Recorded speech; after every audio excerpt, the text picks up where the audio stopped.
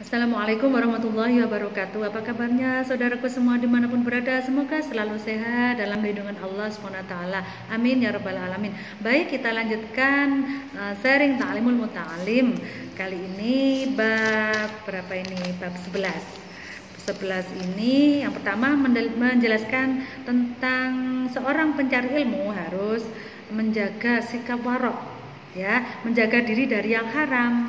Misalnya biaya dalam mencari ilmu itu harus halal, ya, nggak boleh misalnya dari uang korupsi, maaf ya, dari uang mencuri itu nggak boleh, itu menyebabkan ilmu sulit masuk dan sulit manfaat. Untuk selanjutnya, seorang ahli fikih yang juhud berpesan kepada muridnya, hindarilah perbuatan ghibah dan bergaul dengan orang yang banyak bicara.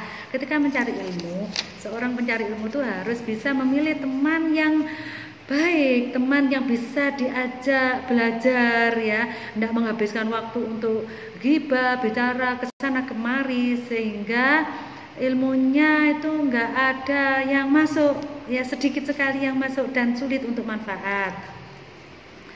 Termasuk warok, sikap warok menjaga itu adalah menghindari dari orang yang suka berbuat maksiat dan pemalas. Nah, jadi memilih teman itu tidak memilih teman, maksudnya begini, tidak tidak dilarang ya memilih teman itu, tapi dianjurkan, bukan berarti milih yang kaya terus yang miskin tidak diteman, bukan begitu, tapi memilih teman itu memilih sikapnya yang bagus ketika mencari ilmu itu, ya, karena itu mempengaruhi kita.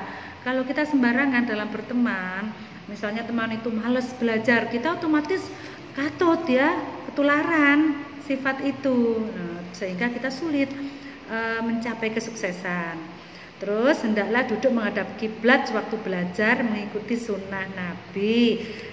Jadi menghindari membelakangi kiblat, kalau bisa menghadap kiblat, ya, sehingga ilmunya insya Allah akan lebih bermanfaat. Selanjutnya dianjurkan bagi pencari ilmu itu banyak mengerjakan sholat sunnah, ya, sholat dengan khusyuk, sholat sunnah, nawafil itu, sholat sunnah itu harus dikerjakan bagi pencari ilmu. Supaya apa? Itu mendorong kesuksesan dan memudahkan belajar. Ada hadis, ya, yang menjelaskan barang siapa mengerjakan sunnah Allah, sholat sunnah juga, itu maka kata Allah, seorang hamba itu tangannya akan kuganti tanganku, matanya akan ganti mataku, ya, kakinya akan kuganti kakiku. Maksudnya semuanya itu akan dimudahkan oleh Allah ketika kita sering mengerjakan sunnah-sunnah yang dianjurkan oleh Allah, entah itu sholat sunnah, entah itu puasa sunnah. Nah, begitu. Imam Nasafi radhiyallahu an bersyair, taatlah, seriuslah, jangan bermalasan, kalian pasti kembali menghadap Tuhan. Jangan tidur melulu.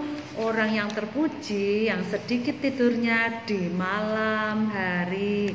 Jadi para pencari ilmu malam itu harus usahakan harus bangun, ya, tahajud, setelah itu belajar, begitu, ya.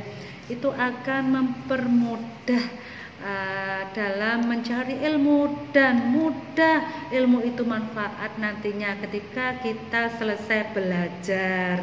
Nah, gitu saja, ya. Semoga di bab 11 ini kita dapat mengambil ilmu di sini. Di antaranya yang pertama adalah kita harus menjaga sikap warok, harus mempunyai sikap warok, yaitu menjaga dari hal-hal yang haram, ya. Misalnya ketika belajar suka mencuri, itu nggak boleh. Mending kita bilang kalau misalnya di akhir tanggal bagi yang di pesantren kehabisan uang, pinjam temannya nggak apa-apa, saling membantu, jangan sampai mencuri. Di pesantren itu dulu meminjam tanpa bilang itu namanya gosok, itu aja dilarang, apalagi mencuri. Itu menyulitkan ilmu masuk ke jiwa kita. Jadi benar-benar jiwa hati itu dijaga kesuciannya supaya ilmu itu masuk, ya.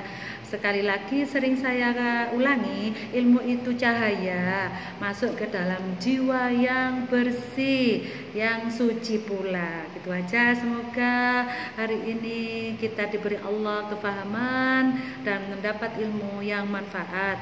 Bu Fitri akhiri, wassalamualaikum warahmatullahi wabarakatuh.